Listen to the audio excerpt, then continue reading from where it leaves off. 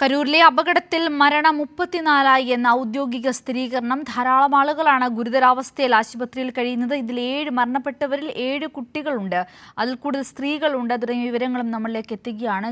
ഇപ്പോൾ കന്യാകുമാരി CPIM ജില്ലാ secretary അംഗം നമ്മളോടൊപ്പം പ്രതികരിക്കുകയാണ്. നീലാംബരനാണ് നമ്മളോടൊപ്പം പ്രതികരിക്കുന്നത്. താങ്കൾ ഈ വിഷയം ഈ ഒരു സമയത്ത് ആ ഭാഗത്തുണ്ടായിരുന്നു. എന്താണ് പങ്കുവയ്ക്കുവാൻ സാധിക്കുന്ന ഏറ്റവും പുതിയ വിവരങ്ങൾ? അല്ല, ഇത് വലിയൊരു ദൗർഭാഗ്യകരമായിട്ടുള്ള ഒരു സംഭവമാണ്. 35 പേരാണ് മരണപ്പെട്ടിട്ടുള്ളത് എന്ന് ഒഫീഷ്യലായിട്ട് അനൗൺസ് ചെയ്തിട്ടുണ്ട്. കറക്റ്റ് ആയിട്ടുള്ള നമ്പേഴ്സ് നമുക്ക് ഇതുവരെ അറിയാൻ സാധിച്ചിട്ടില്ല. ഗവൺമെന്റിന്റെ ഭാഗത്ത് നിന്ന് അനൗൺസ്മെന്റ് ഒന്നും കൃത്യമായിട്ട് വന്നിട്ടില്ല. പക്ഷേ ഗവൺമെന്റിന്റെ ഭാഗത്ത് നിന്ന് ഒരു ചീഫ് മിനിസ്റ്റർ ഇപ്പോൾ സംഭവ സ്ഥലത്തേക്ക് പോകുന്നുണ്ടെന്നാണ് അറിയിച്ചിട്ടുള്ളത്. വിജയുടെ പ്രോഗ്രാം ഷെഡ്യൂൾ അനുസരിച്ച് ഇന്ന് രാവിലെയാണ് 8:45 സമയം ചോദിച്ചിരുന്നത് അവിടെ സംസാരിക്കാനായിട്ട്, നാമക്കൽ. പിന്നെ കരൂരിൽ സംസാരിക്കാൻ ഉച്ച കഴിഞ്ഞിട്ടു.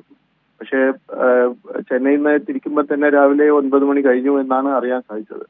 ഒരുപാട് ലേറ്റായിട്ട് അവിടെ സംഭവ സ്ഥലത്ത് പോയതും ക്രൗഡ് മാനേജ്മെന്റ് മോശമായിട്ട് ഇരുന്നത് കൊണ്ടുമാണ് ഇങ്ങനത്തെ ഒരു സംഭവം നടന്നായിട്ടാണ് നമുക്ക് കിട്ടുന്ന വിവരം.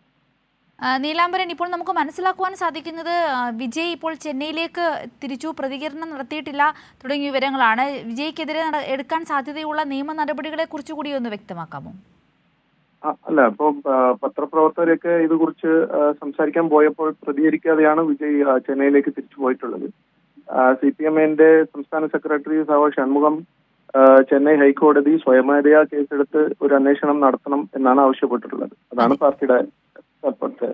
ഇപ്പം നമുക്ക് മനസ്സിലാക്കുവാൻ സാധിക്കുന്നത് ഏതാണ്ട് ഈ ഒരു റാലിയിൽ വിജയെ കാണുവാൻ വേണ്ടിയിട്ട് ഇന്ന് പുലർച്ചെ മുതൽ അവിടെ ആളുകൾ തിങ്ങിക്കൂടുന്നുണ്ടായിരുന്നു. ഏതാണ്ട് 12:30 അവിടെ എത്തുമെന്നായിരുന്നു ആദ്യം ലഭിച്ചിരുന്ന വിവരം. അത് വളരെയധികം താമസിക്കുകയും രാത്രി 7 മണിയോടുകൂടിയാണ് വിജയ് അവിടേക്ക് എത്തിയതും. അപ്പോൾ ഇത്രയധികം ആളുകൾ ഇത്രയും സമയം അവിടെ കാത്തിരിക്കുകയായിരുന്നു. പിന്നീടാണ് ഇത്തരത്തിൽ വലിയൊരു തള്ളലും മറ്റും ഉണ്ടാവുകയും അങ്ങനെ ഇത്തരം വലിയൊരു അപകടത്തിലേക്ക് എത്തിച്ചു എന്നാണ് മനസ്സിലാക്കുവാൻ സാധിക്കുന്നത്.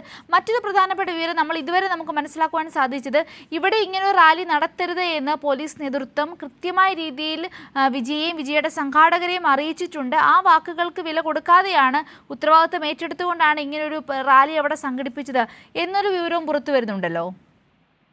അതെ, അതായത് പോലീസിന്റെ അടുത്ത് പെർമിഷൻ ചോദിച്ചിരുന്നത് ആദ്യത്തെ സ്ഥലത്ത് രാവിലെ 8:45 പിന്നെ 12 മണിയോളം രണ്ടാമത്തെ സ്ഥലത്തുമാണ് ഈ വിജയുടെ പരിപാടിക്കായിട്ട് അനുവാദം ചോദിച്ച് പെർമിഷൻ വാങ്ങിയിരുന്നത്.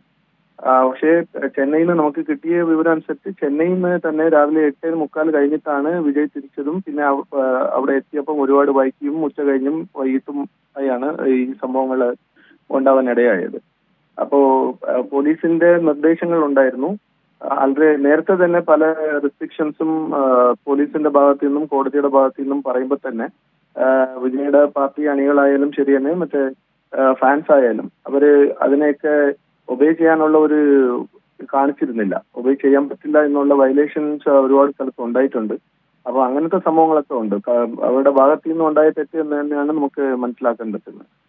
ഈ മറ്റു പലയിടങ്ങളിലും ഇത്തരത്തിൽ റാലി നടന്നപ്പോൾ ഈ വിജയുടെ ബൗൺസർമാർ ആളുകളെ പിടിച്ച് തള്ളുന്നതും വലിച്ചെറിയുന്നതുമായ കാഴ്ചകൾ അന്ന് നമ്മൾ കാണുകയുണ്ടായി. അതും അന്ന് വലിയ തരത്തിലുള്ള വിമർശനം ഉണ്ടായിട്ടുണ്ട്. ഇന്ന് ഇത്തരത്തിലുള്ള പ്രതികരണങ്ങൾ ഈ ബൗൺസർമാരുടെ ഭാഗത്തു നിന്നും ഉള്ളതായി വല്ല വിവരവുമുണ്ടോ? അല്ല, അതിനെക്കുറിച്ചുള്ള കറക്റ്റ് ആയിട്ടുള്ള ഡീറ്റെയിൽസ് അറിയില്ല. പക്ഷേ മധുരയിൽ നടന്ന അവരുടെ സമ്മേളനത്തില് കുറെ ഫാൻസ് അവരെ വിജയനെ കാണാൻ വേണ്ടിയിട്ട് ആ പോഡിയത്തിൽ കയറുന്ന സമയത്ത്, സ്റ്റേജില് റാമ്പിൽ കയറുന്ന സമയത്ത് ബൗൺസേഴ്സ് അവരെ പിടിച്ച് തള്ളുന്നതും പിന്നെ ആ ഫാനും അവരുടെ മാധവുമായിട്ട് കേസ് കൊടുക്കുന്ന സ്ഥിതിയൊക്കെ ഉണ്ടായിരുന്നു. ഈ സംഭവം അങ്ങനെയുള്ള ഈ വാനിലാണ് ഇത് ക്യാമ്പയിൻ നടന്നത്. പക്ഷെ അങ്ങനെ ഒരു ബൗൺസേഴ്സിന്റെ ഇടപെടൽ ഉണ്ടായതായിട്ട് അറിയാൻ സാധിച്ചിട്ടില്ല. ഇപ്പം നമുക്ക് ആശുപത്രികളിൽ നിന്ന് ലഭിക്കുന്ന വിവരങ്ങൾ ഒന്ന് പങ്കുവെക്കുകയായിരുന്നെങ്കിൽ, കാരണം പല ആളുകളെയും കാണാതായിട്ടുണ്ട്, പലരെക്കുറിച്ചും വിവരങ്ങൾ ലഭിക്കുന്നില്ല എന്ന തരത്തിലുള്ള റിപ്പോർട്ടുകളും പുറത്തു വരുന്നുണ്ട്. അതെ, ഒരുപാട് ഇൻകൺക്ലൂസീവ് ആണ്. നമുക്ക് നമ്പേഴ്സ് ഒന്നും പറയാറായിട്ടില്ല. പക്ഷേ അവിടെ തന്നെ കരൂരിൽ തന്നെ മിനിസ്റ്റേഴ്സും ചീഫ് മിനിസ്റ്ററും എത്തുമെന്നാണ്. മിനിസ്റ്റേഴ്സ് എത്തിയിട്ടുണ്ട്. അടുത്തുള്ള ജില്ലകളിലുള്ള സൂപ്പർ സ്പെഷ്യാലിറ്റി ഗവൺമെന്റ് ഹോസ്പിറ്റൽസിൽ നിന്നും ഡോക്ടേഴ്സും സ്റ്റാഫിനെയൊക്കെ എത്തിച്ചിട്ടുണ്ട്. അതുപോലത്തെ കാര്യങ്ങളൊക്കെ ഗവൺമെന്റിന്റെ സൈഡിൽ നിന്ന് നടക്കുന്നുണ്ട്. പക്ഷേ പലരും രാവിലെ തൊട്ട് വെയിറ്റ് ചെയ്യുന്നതുകൊണ്ട് പലരുടെയും മൊബൈലിൽ റീച്ച് ചെയ്യാൻ പറ്റുന്നില്ല എന്നുള്ള കാര്യങ്ങളാണ് അറിയാൻ കഴിയുന്നത്. ഡെത്ത് ടോളിനെ കുറിച്ച് നമുക്ക് കറക്റ്റ് ആയിട്ട് ഒന്ന് പറയാറായിട്ടില്ല എന്നേ പറയാൻ പറ്റുള്ളൂ. ശരി, വ്യക്തമാണ്. ഇപ്പോൾ CPIM കന്യാകുമാരി നേതാവ് നീലാംബരനാണ് നമ്മളോട് പ്രതികരിച്ചുകൊണ്ടിരുന്നത്.